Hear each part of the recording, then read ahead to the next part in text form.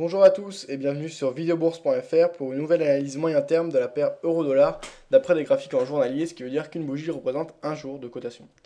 Qu'est-ce qui s'est passé depuis notre dernière analyse? On a eu une correction haussière, on avait placé un sell stop en dessous du dernier plus bas, environ à 1.3420 en gros. On a eu une sortie à la hausse de la trendline qu'on avait tracée, c'est celle-ci hein, là que je suis, donc qui est en bleu ciel et qui est la plus basse.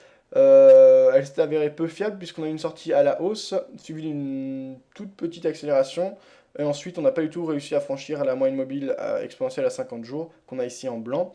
La hausse a donc été tout à fait contenue, notamment également par la résistance horizontale des 1.3820 en gros, qui avait déjà contenu les tentatives de correction au début du mois de février, enfin début et mi-février. Donc cette zone reste une zone de résistance pertinente et intéressante. On a franchi le dernier plus bas avec une belle accélération baissière, ce qui a déclenché notre sell stop et amené un gain intéressant. Ceci dit, on reste assez loin de notre objectif qui est au-dessus des 75, du retracement de 75% de la tendance haussière de 2009 à environ, que je dise pas de bêtises, 1.3068. On n'était même pas à mi-chemin, de toute façon, même au plus bas de la baisse, puisqu'on a atteint des plus bas à 1.3277.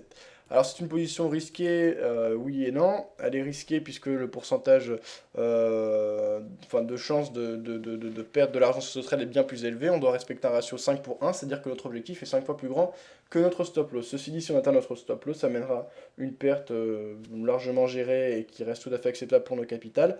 Si on va chercher en revanche notre take profit, ce sera un gain vraiment intéressant.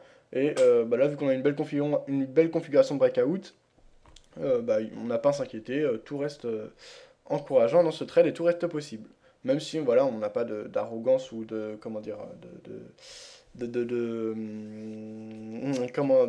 je suis pas du tout sûr de mon choix quoi. Comme d'habitude, je reste humble face au marché. Je sais très bien que je peux perdre, mais ceci dit, il n'y a pas de remise en question et mon signal semble toujours valide.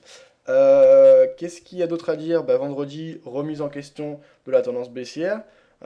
Cette bougie verte importante est intéressante. Elle englobe notamment entièrement la bougie de la veille, puisqu'on voit que tout le corps de la bougie verte est largement plus grand que le corps de la bougie rouge de la veille. C'est plutôt un signal de retournement. Ceci dit, on a une configuration de pullback parfaite, en ce sens où on est revenu simplement tester les derniers plus bas, donc le dernier support des 1.3428 en gros, et on est resté juste en dessous jusqu'à la clôture. Donc ces niveaux n'ont pour l'instant pas été franchis. La configuration de pullback est tout à fait pertinente et valide pour le moment. Rentrer short à ce moment avec un stop loss serré à un gros take profit me semble donc judicieux. Donc je resterai à la vente, même si j'ai pas de position là, je pense que je rentrerai short. C'est quand même un signal intéressant malgré peut-être un retour des haussiers qui peut se matérialiser par cette bougie. Voilà ce qu'on peut dire. On reste largement en configuration baissière. Cela s'observe également par les trendlines, donc on reste en dessous même de la première trendline qu'on avait tracée, qui n'est plus vraiment valide comme je l'ai dit, donc pour l'instant je vais la garder parce que on a une accélération haussière qui était invalidée, mais on verra si elle donne des zones de rebond pertinentes dans les prochains jours. En revanche, si je vois que les cours n'ont plus rien à faire de cette trendline, je la supprimerai.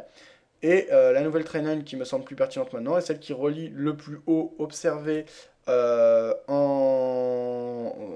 début décembre 2009 avec le plus haut observé le 18 mars, donc très récemment, qu'on a ici en bleu. Alors d'ailleurs l'autre, je vais la faire d'une autre couleur pour qu'on se mélange pas. Je vais la mettre par exemple, pardon, en blanc, allez. Donc en blanc, voilà. Alors, celle que je prendrai donc en compte à partir de maintenant, ce sera la trendline baissière bleue ici, reliant les différents points haussiers. On reste largement en dessous de cette trendline pour le moment, donc même si on a des hausses lors de ces prochains jours, sauf si on a une énorme bougie, ça ne remettra pas en cause la tendance baissière à mon avis. Fondamentalement, pas grand chose à dire. On a eu une réunion des 27 en fin de semaine, également un discours de Ben Bernanke et de la Fed, de la Banque centrale américaine. Euh, Concrètement, rien n'est sorti de vraiment parlant.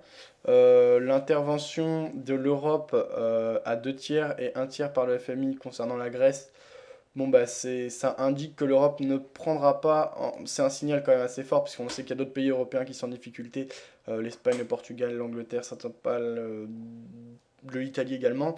Peu importe, en tout cas la Grèce c'est vraiment très faible, je crois que c'est 2% du PIB européen, il me semble. Donc, bah, est-ce que cette politique est adoptée dans le cadre où on attend de voir si d'autres pays n'ont pas des problèmes de ce type, et c'est également un message pour leur dire on vous aidera, mais ne comptez pas trop sur nous non plus. Ou alors, est-ce que ça veut vraiment dire que l'Europe est faible et que si déjà elle a du mal avec la Grèce, ben, on imagine mal comment on va faire avec un pays comme l'Espagne qui, je crois, représente 11% du PIB européen. On verra ce que ça donne. Moi, je ne suis pas analyse fondamentale, je ne sais pas ce que ça donne. Tout ce que je peux dire, c'est que la configuration est bien sûr totalement baissière. Et pour l'instant, à moyen terme, je déconseille largement les positions à l'achat.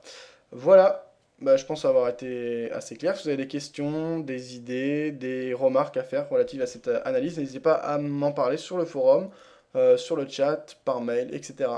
Voilà, à bientôt sur videobourse.fr.